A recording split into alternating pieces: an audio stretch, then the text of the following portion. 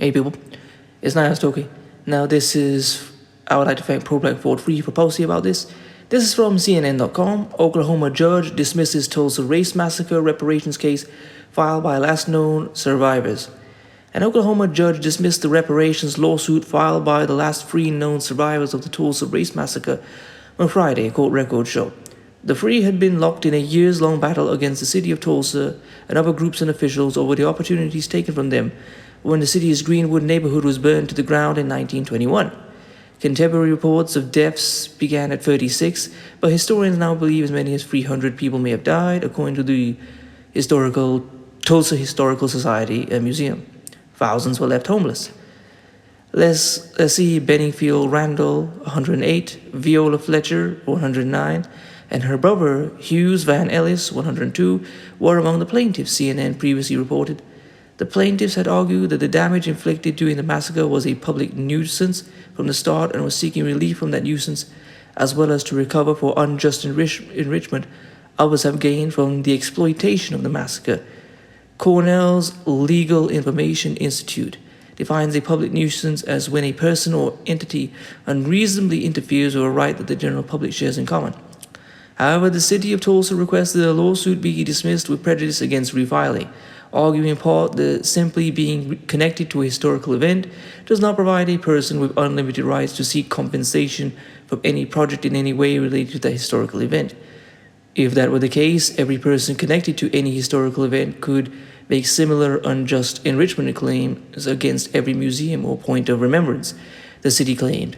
Judge Carolyn Wall on Friday found that upon hearing the arguments of counsel and considering the briefs filed by counsel for plaintiffs and counsel for defendants, the plaintiff's Second Amendment petition should and shall be dismissed with prejudice.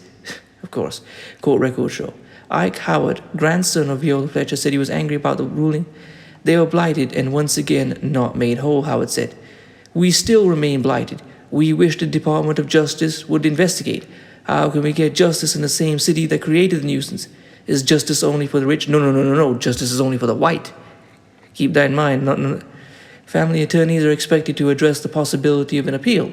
Family members for Randall could not immediately be contacted. Ed Mitson, who made a private $1 million donation to the three survivors, told CNN on Saturday the Oklahoma state government should be ashamed of itself for not doing right by these three wonderful people, one whom fought for this country in World War II. Yeah, they do not care about the veterans. They lynched World War I veterans in their uniforms, and they beat and attacked the World War II veterans. I can't remember what the name of that guy was off the top of my head, but he simply asked to go for a bathroom break, and a cop beat him so badly he was blinded. That was his thanks for his service. Anyway, off of that tangent, Fletcher was 7 years old when a violent white mob targeted black residents and destroyed her community's thriving black economic hub. My life was taken from me, Van Ellis previously said, as he reflected on his family fleeing Greenwood when he was only a few months old. He previously told CNN his family and other survivors left their homes and opportunities behind. I lost 102 years. I don't want nobody else to lose that, Van Ellis said. And I want to discuss a few things. So one thing people talk about, Black Wall Street was destroyed. Yes, it was. But what people don't want to talk about was that Black Wall Street was rebuilt. It was completely economically destroyed, however, once integration happened. Once black folks could have the opportunity to go and frequent white business without being attacked. They stopped frequenting black businesses in Greenwood and other black areas. And slowly Black Wall Street died simply because the economics were no longer there. The customers simply moved on. So integration is truly the killer of all black business. And I want to say this, this is one of the reasons why I don't debate whites and non-blacks about reparations or slavery. The number one thing they say is slavery was a long time ago. You were not a slave. Okay. And these people were alive. They were victimized by it. They have memories of all their possessions and their homes being destroyed and being forced to leave. And they're just like, hey, look, I know this happened to you and you were alive, but you just shut up and move on. Get over it, bro. Yeah. And this is one of the things, because this is why I do not get down in these arguments. I just block them and I don't argue, because they just simply shift tactic over things. I mean, even if you want to talk about slavery not being over, there's people who were affected by the GI Bill. Many people were simply threatened or denied the ability to get educated according to the GI Bill that they got through serving in the military.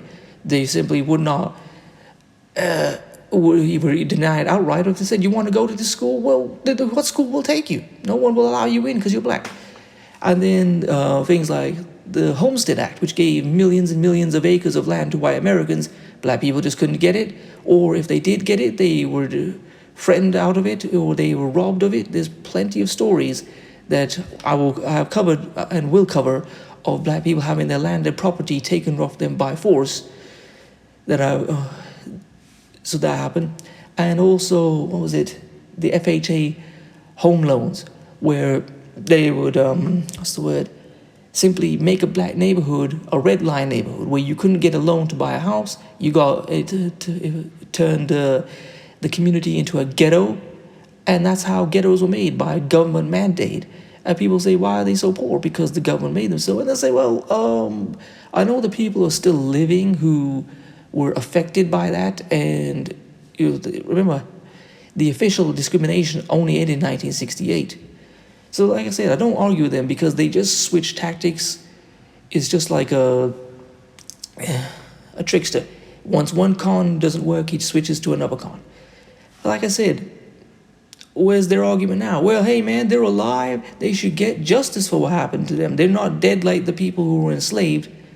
So anyway, I've gone off enough tangents. Please comment, rate, share, and subscribe. Peace.